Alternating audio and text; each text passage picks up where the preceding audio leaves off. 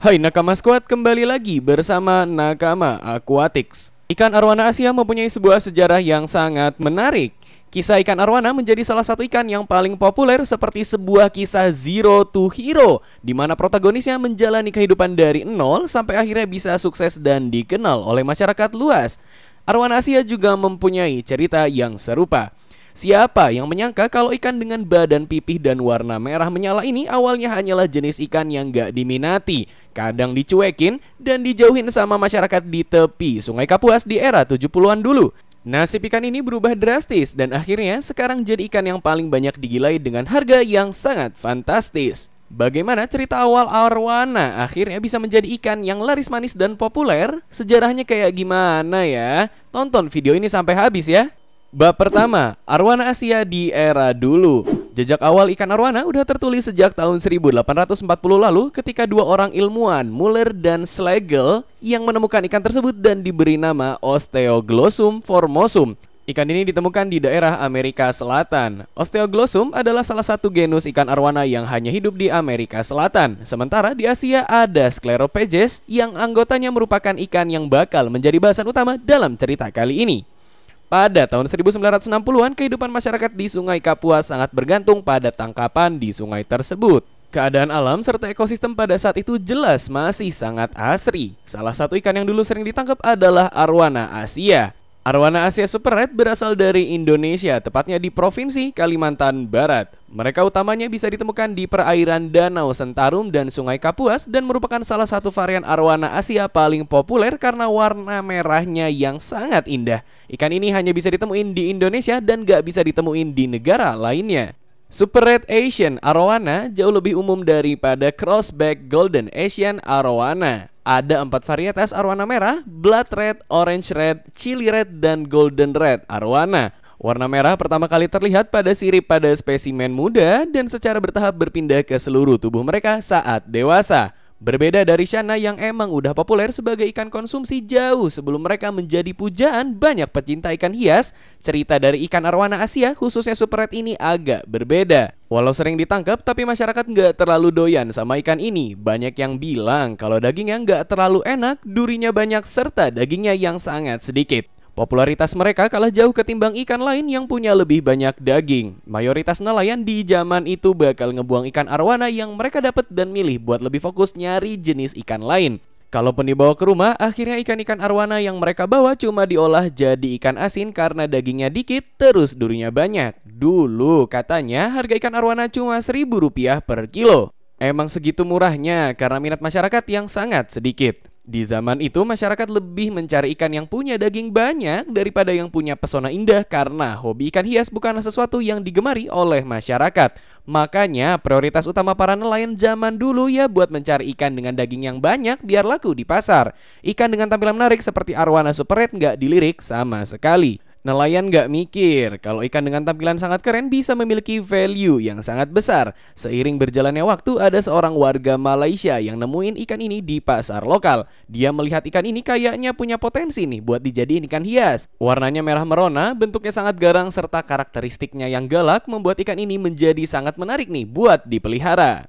Bab kedua, popularitasnya semakin naik. Dikenal sebagai ikan yang gak punya harga sebelumnya, pada tahun 1970-an arwana Asia mulai menanjak popularitasnya. Salah satu sebabnya karena masuknya ikan ini ke dalam Convention on International Trade Endangered Species atau CITES, sebuah konvensi antar negara buat melindungi hewan-hewan dan biota yang terancam populasinya. Masuknya arwana Super Red ke dalam daftar CITES Appendix 1 pada tahun 1975 membuat harga jual ikan ini semakin naik, bahkan ke angka yang jauh lebih tinggi ketimbang harga jualnya di era arwana masih menjadi ikan konsumsi.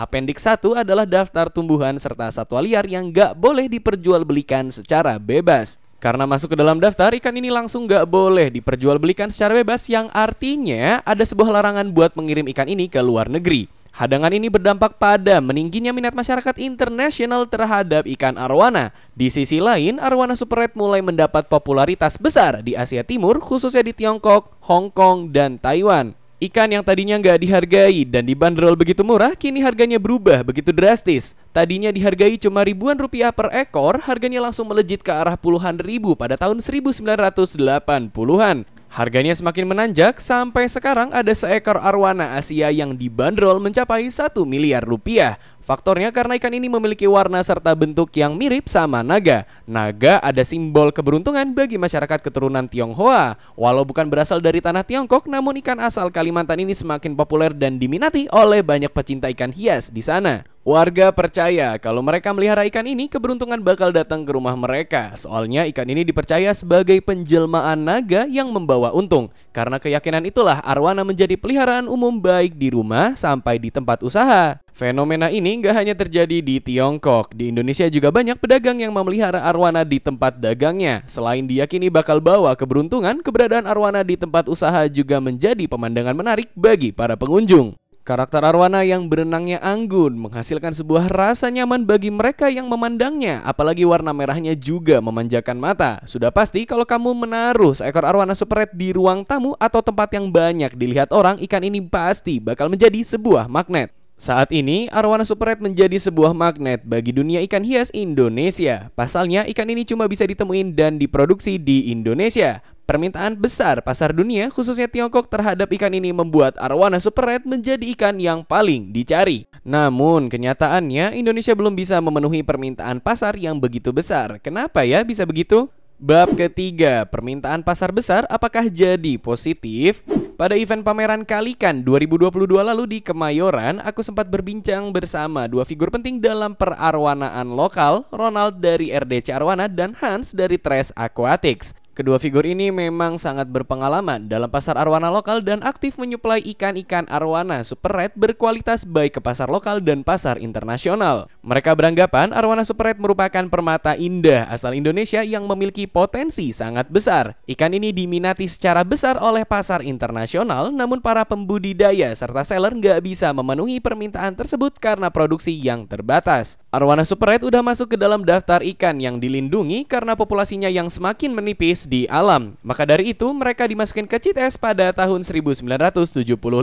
Populasinya yang menipis nggak membuat ikan ini dilarang dijual, namun memang harus ada izinnya. Hal itu terjadi karena suksesnya arwana super red sebagai ikan budidaya. Semua keperluan bisnis dan permintaan pasar dipenuhi oleh ikan-ikan hasil budidaya, jadinya ikan yang di alam bisa hidup dengan damai dan gak tereksploitasi. Namun nyatanya jumlah ikan yang dibudidayakan juga nggak bisa memenuhi permintaan pasar internasional dan lokal yang sangat besar. Tapi hal ini justru menjaga harga arwana super red menjadi lebih stabil. Permintaan pasar yang dipenuhi bisa berdampak kepada harga ikan yang mungkin bisa turun. Contohnya terjadi di ikan shana, di mana ketika permintaan pasar terhadap ikan shana tinggi, para penjual serta importir berusaha memenuhinya. Permintaan pasar yang terpenuhi membuat para penghobinya berkurang karena permintaannya terpenuhi. Lama-lama gairah para penghobinya juga berkurang karena permintaannya terpenuhi. Hal ini yang mungkin dijaga oleh para pelaku di dunia arwana super red agar ikan ini bisa lebih stabil harga dan pamornya. Arwana super red bisa dibilang ikan yang punya pamor yang stabil sampai sekarang, plus harganya juga nggak turun. Permintaan pasar yang dijaga serta pengaruhnya dalam budaya Tionghoa menjadi kunci mengapa ikan ini masih tetap menguntungkan dan bisa menjadi sebuah alat investasi. Kesimpulan, perjalanan ikan arwana super red dari hanya jadi ikan asin ke ikan termahal di dunia memang sebuah kisah yang menarik. Gak semua ikan mengalami kejadian seperti ini. Memang ya, ikan arwana super red memang penuh daya tarik dan pesona. Ikan ini juga merupakan permata asal Indonesia yang harus dijaga.